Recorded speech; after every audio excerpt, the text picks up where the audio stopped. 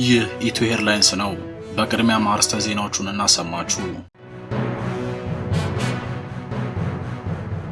Short time ago, the United States military began major combat operations in Iran. የሶስተኛው የዓለም ጦርነት አስጀማሪን የተባለው ጥቃት በአሜሪካና እስራኤል ተፈጸመ። አሜሪካና እስራኤል በኢራን ላይ ጥቃት የጀመሩ ሲሆን የመጀመሪያው ጥቃትም በጠቅላይ መሪው አያቶላ አሊ ኻሜኒ ቢሮዎች አቅራቢያ መፈጸሙ ታውቋል። ፕሬዝዳንት ዶናልድ ትራምፕ አሜሪካ በኢራን ውስጥ የጦር ዘመቻዎችን መጀመሯን አስታውቀዋል።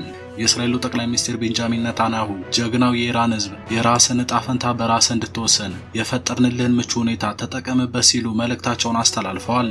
በኢራን ላይ ጥቃቱ ከተፈጸመ በኋላም አጸፋዊ ምላሽ የተሰጠ ሲሆን ኢራን ሰሜን እስራኤልን ጨምሮ በመካከለኛው ምስራቅ በሚገኙ የአሜሪካ የጦር ሰፈሮች ላይ ጥቃት መፈጸሟ ታውቋል። ዝርዝሩን ይዘናል። በአማራ ክልል እየተደረገ ያለው ጦርነትና እየተፈጸሙ ያሉ ጥቃቶች ከፍተኛ ሰብአዊና ቁሳዊ ጉዳትን እያደረሱ ዛሬም ቀጥለዋል። በክልሉ አሁንም ከባድ ውጊያ እየተደረገ ሲሆን ከተማውንና ወታደራዊ ካምፖችን የፋኖ ኃይሎች መቆጣጠራቸው ተገልጿል። በዚህም የብልጽግናው ባለስልጣናትና ሚሊሻዎች መበተናቸው የተሰማ ሲሆን የተወሰኑ የመከላከያ አባላት ለነሱ ሽፋን ለመስጠት በሚል ከባባድ መሳሪያዎችን እየተኮሱ እንደሆነ ተነግሯል። በተመሳሳይ በወታደራዊ ካምፕ አቅራቢያ ከፍተኛ ፍንዳታ መሰማቱ የተገለጸ ሲሆን ይህንን ተከትሎም ዋናው መንገድ ላይ ጥብቅ ፍተሻ እየተደረገ እንደሆነ ተሰምቷል።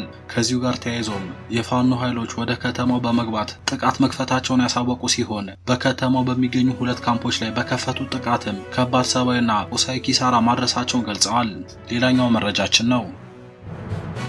ጦርነት የሚቀሰቀስ ከሆነ በትግራይ ብቻ ተወስኖ አይቀርም ሲሉ የትግራይ ክልል ጊዜያዊ አስተዳደር ፕሬዝዳንት ጀነራል ታደሰ ወረደ አስጠነቀቁ። የህወሓቱ ሊቀመንበር ዶክተር ደብረጽዮን በበኩላቸው አዲስ አበባ በመሄድ አታመልጡም ሲሉ የዛቱ ሲሆን የመከላከያና ሌሎች የመንግስት ኃይሎች ጦርነት በቃን በሉ ሲሉም ጥሪ አቅርበዋል። ደብረጽዮን አክለውም የአማራ ህዝብ የብልጽግና ሴራ ተረድቷል ያሉ ሲሆን ከትግራይ ህዝብ ጋርም ወደ ሌላ ግጭት ውስጥ መግባት የለብኝም በማለት ስለወሰደው አቋምም ምስጋናቸውን አቅርበዋል። የፋኖ ኃይሎች እያደረጉት ያለውን ትግል ያደነቁት ሊቀመንበሩ ወደፊትም ይህንን ትግል አጠናክራችሁ እንደሚቀጥሉ ሙሉ እምነት አለኝ ሲሉም ያልተጠበቀ አነጋጋሪ ንግግር አድርገዋል። እዋምን ትገብሮ ዘለሃ ቃልስና አክበርና ንቀጻሉን ቃልስኻ አጠናክርካም ትቅጽል ብምትእማን እዩ መንግስቲ ኢትዮጵያ ብዝእዋን እካይ አዋጅ ጄኖሳይዳዊ ዕላው ዝገበረሉ ምክንያት። ሰላም ውድና የተከበራችሁ የቻናላችን ተከታታዮች በዕለቱ የተሰሙትን አነጋጋሪ መረጃዎች ይዘን ቀርበናል። እስከ ፍጻሜው አብራችሁን ቆዩ። ሐሳብ አስተያየቶን ኮሜንት ላይ በመጻፍ ያጋሩን። ቪዲዮን ላይክ እና ሼር፣ ቻናሉን ሰብስክራይብ እና የደወል ምልክቷን በመጫን ትኩስና አዳዲስ መረጃዎችን ያገኙ እያልን ወደ ዝርዝሩ አለፍን።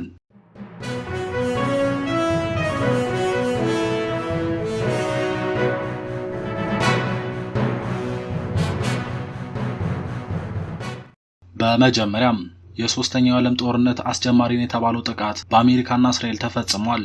አሜሪካና እስራኤል ዛሬ ቅዳሜ ከጥቂት ሰዓታት በፊት በኢራን ላይ ጥቃት የጀመሩ ሲሆን የመጀመሪያው ጥቃትም በጠቅላይ መሪው አያቶላ አሊ ኻሜኒ ቢሮዎች አቅራቢያ መፈጸሙ ታውቋል። ፕሬዝዳንት ዶናልድ ትራምፕ ባስተላለፉት የቪዲዮ መልእክት አሜሪካ በኢራን ውስጥ ሰፊ የጦር ዘመቻዎችን መጀመሯን አስታውቀዋል። ኢራን የኑክሌር መርሃ ግብሯን ማሳደጓን እንደቀጠለችና አሜሪካ ድረስ መምታት የሚችሉ ሚሳኤሎችን ለማምረት እያቀደች መሆኗን የገለጹት ትራምፕ ጥቃቱ የተጀመረው በእነዚህ ምክንያቶች መሆኑን አመልክተዋል። የእስራኤሉ ጠቅላይ ሚኒስትር ቤንጃሚን ኔታንያሁ በበኩላቸው የጋራ ጥቃቱ የተሰነዘረው ኢራን የደቀነችውን የህልውና ስጋት ለማስወገድ መሆኑን ገልጸው የጋራ ዘመቻችን ጀግናው የኢራን ህዝብ የራሱን ዕጣ ፈንታ በራሱ እጅ እንዲወስን ምቹ ሁኔታን ይፈጥራል ብለዋል። ጥቃቱ በደረሰበት ወቅት የ86 ዓመቱ ኻሜኒ በቢሮአቸው ውስጥ ስለመኖራቸው ወዲያውኑ አልተረጋገጠም። አያቶላ አሊ ኻሜኒ ከአሜሪካ ጋር ያለው ውጥረት እየጨመረ መምጣቱን ተከትሎ ላለፉት ቀናት በአደባባይ አለመታየታቸው ይታወቃል። በዋና ከተማዋ ቴህራን ሌሎች ፍንዳታዎች የተሰሙ ሲሆን በመሃል ቴህራን ወደሚገኘው የኻሜኒ ግቢ የሚወስዱ መንገዶች በሚመለከታቸው የጸጥታ አካላት ተዘግተዋል። ጎረቤት ሀገር ኢራቅም ከኢራን በመቀጠል የአየር ክልሏን መዝጋቷ የታወቀ ሲሆን በኢራን የሞባይል ስልክ አገልግሎቶች ተቋርጠዋል። Strikes against the Iranian capital of Tehran also targeted were the commanding officers responsible, according to this official, for the mass murder of Iranian protesters. The official adds that battle damage assessments will come out later. በእስራኤል ጥቃት ከተመቱት ኢላማዎች መካከል የኢራን ጦር ቁልፍ የመንግስት ተቋማትና የስለላ ማዕከላት ይገኙበታል ተብሏል። በየመን የሚገኙትና በኢራን የሚደገፉት ሁቲዎች ለኢራን ያላቸውን ድጋፍ ለማሳየት ሲሉ በቀይ ባህር የመርከብ መስመሮችና በእስራኤል ላይ አቋርጦት የነበረውን የሚሳኤልና የድሮን ጥቃት መልሰው እንደሚጀምሩ መዛታቸውን ሁለት የቡድኑ ከፍተኛ ባለስልጣናት ተናግረዋል። ይሁን እንጂ ከሁቲ አመራር በኩል የተሰጠ ይፋዊ መግለጫ እስካሁን የለም። ኢራን ጥቃት ከተሰነዘረባት አጸፋውን እንደምትመልስ ዝታ የነበረች ሲሆን በቀጠናው የተሰማሩ የአሜሪካ ጦር ኃይሎችና የጦር ሰፈሮች ጭምር ኢላማ ሊሆኑ እንደሚችሉ መግለጹ ይታወሳል። በኢራን ላይ ጥቃቱ ከተፈጸመ ከሰዓታት በኋላ ሌሎች ፍንዳታዎች ሰሜን እስራኤልን አናውጠዋል። Arab countries, the Gulf countries, America's allies and partners feared might come to pass is happening. I mean, there's no question of that.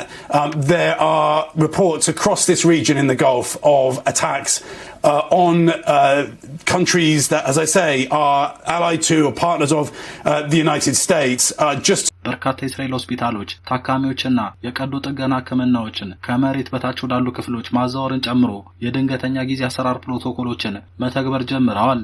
ኢራን ያጸፋ ጥቃቷ እስራኤል ላይ ብቻ አልተገደበም። የአሜሪካ የጦር ሰፈሮች ይገኙባቸዋል ባለቻቸው የመካከለኛው ምስራቅ ሀገራት ላይ ድብደባ አካሂዳለች። ድብደባ የፈጸመችባቸው ሀገራት የተባበሩት አረብ ኤሚሬቶች፣ ጆርዳን፣ ኳታር፣ ባህሬን፣ ኩዌት ናቸው። ከዚሁ ጋር በተያያዘ የተባበሩት አረብ ኤሚሬቶች በርካታ ሚሳኤሎች መክሸፋቸውን ገልጸው በአቡዳቢ አንድ ኤጂያዊ ሰው መሞቱን አስታውቀዋል። To give you a little bit of that reporting, I'm here in the UAE. I just spoke to an official about reports that there may have been some sort of explosion around Abu Dhabi. ኳታር የአየር መከላከያ ስርዓቷ ሚሳኤሎችን ማክሸፉንና ምንም አይነት የጉዳት ሪፖርት እንዳልደረሰ ገልጻለች። ባህሬን በሚሳኤል ጥቃቱ ምክንያት በዋና ከተማዋ ጭስ ሲወጣ መታየቱ ተዘግቧል። ኩዌትና ዮርዳኖስም ወደ አየር ክልላቸው የገቡ ሚሳኤሎችን መተው መጣላቸውን ገልጸዋል። በአሁኑ ሰዓት በእነዚህ ሀገራት የአየር ክልል ተዘግቶ የሚገኝ ሲሆን ሁኔታው በከፍተኛ ፍጥነት እየተቀያየረ ነው። በአማራ ክልል እየተደረገ ያለው ጦርነትና እየተፈጸሙ ያሉት ጥቃቶች ከፍተኛ ሰብአዊና ቁሳዊ ጉዳትን እያደረሱ ዛሬም ቀጥለዋል። በክልሉ አሁንም ከባድ ውጊያ እየተደረገ ሲሆን ከተማውንና ወታደራዊ ካምፖችን የፋኖ ኃይሎች መቆጣጠራቸው ተገልጿል። በዚህም የብልጽግናው ባለስልጣናትና ሚሊሻዎች መበተናቸው የተሰማ ሲሆን የተወሰኑ የመከላከያ አባላት ለእነሱ ሽፋን ለመስጠት በሚል ከባባድ መሳሪያዎችን እየተኮሱ እንደሆነ ተነግሯል። በአማራ ክልል ከየካቲት 1 ጀምሮ ደቡብ ጎንደር ላይ ማዕከሉን አድርጎ እንደ አዲስ የተጀመረ ውጊያ ወደ ማዕከላዊ ጎንደር፣ ደልጊ፣ አሰፋና ጣቁሳ ቀጠናዎች ቀጥሎ በአሁኑ ሰዓት በሌሎች የክልሉ በርካታ አካባቢዎች ተስፋፍቶ ከባድ የተባለ ውጊያ እየተደረገ ይገኛል። ከሰሞኑ ጠቅላይ ሚኒስትር አብይ አህመድና ከፍተኛ ወታደራዊ አዛዦች በሐዋሳ ከተማ በመገኘት ያስመረቁት ልዩ ኮማንዶና የሪፐብሊካን ኃይል ወደ ሸዋ አካባቢዎች እንዲገባ መደረጉ ተገልጿል። በሰሜኑ ወሎ ራያ ቆቦ በገበያ መሃል በተፈጸመ ጥቃት የሚሊሻ አስተባባሪው ጨምሮ የአካባቢው አስተዳዳሪ እስከና አጃቢዎቹ ሕይወቱ ማለፉን የአካባቢው የመረጃ ምንጮች ገልጸዋል። የፋኖ ኃይሎቹ ለተፈጸመው ጥቃት ኃላፊነቱን የወሰዱ ሲሆን ወደ ገበያ ሄደው በፈጸሙት ጥቃት 4 ሚሊሻዎች ሕይወታቸው እንዳለፈና እነዚህ የሚሊሻ አባላት ሕይወታቸው ከማለፉ በፊት የአካባቢውን አስተዳዳሪ ለመከላከል በሚል በከፈቱት የዘፈቀደ ጥቃት ሰላማዊ ዜጎች ላይ ጉዳት ማድረሳቸውን አስረድተዋል። በዚሁ በሰሜን ወሎ ቀጠና ወልዲያ ዙሪያ አቅራቢያ በሁለት ግንባሮች በተደረገ ውጊያ ከባድ ሰብአዊና ቁሳዊ ጉዳት መድረሱ የተነገረ ሲሆን ከሲሪንቃ ከተማ በሁለት አቅጣጫ ከተንቀሳቀሰው የመከላከያ ኃይል ጋር የፋኖ ኃይሎች ከባድ ውጊያ አድርገው የመንግስት ኃይሎች ጉዳት ከደረሰባቸው በኋላ እንዲያፈገፍጉ እንዳደረጉ ተገልጿል።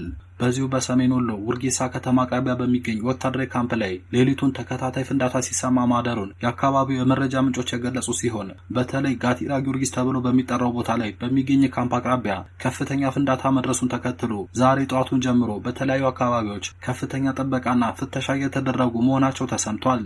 በደቡብ ወሎ መቅደላ በዛሬው ዕለት ከባድ የተባለ ውጊያ እየተደረገ እንደሆነ የተነገረ ሲሆን በወረዳው ማሻ ከተማ ከትላንትናው ዕለት ጀምሮ ከባድ ውጊያ እየተደረገ እንደሆነ የአካባቢው የመረጃ ምንጮች ገልጸዋል። በከተማው አንዳንድ አካባቢዎች የፋኖ ኃይሎችና መከላከያ የጨበጣ ውጊያ ጭምር እንዳደረጉም ተሰምቷል።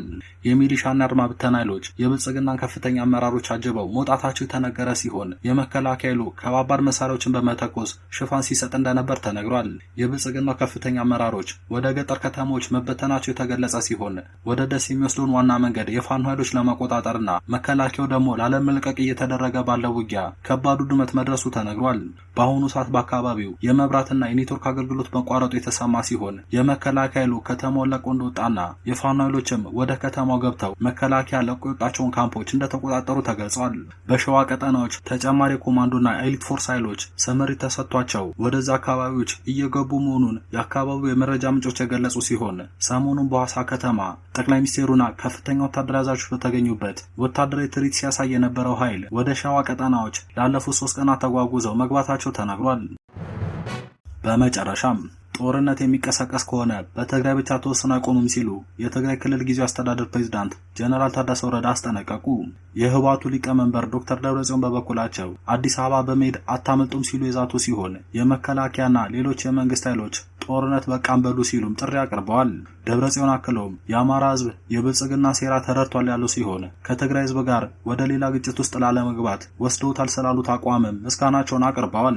የትግራይ ክልል ጊዜያዊ አስተዳደር ፕሬዝዳንት ጀነራል ታደሰ ወረደ የፌዴሬሽን ምክር ቤትና የምርጫ ቦርድን ውሳኔ በመቃወም በመቀሌ በተካሄደ ሰላማዊ ሰልፍ ላይ ባስተላለፉት መልእክት በወቅቱ የፖለቲካ ልዩነቶች መኖራቸውን ገልጸው ከጤናማ አስተሳሰቦች ካልሆነ በቀር ሁሉንም ተጋሩን አንድ የሚያደርገን የትግራይን ግዛታዊ አንድነት የማረጋገጥና ተፈናቃዮችን የማስመለስ ጉዳይ ነው ብለዋል።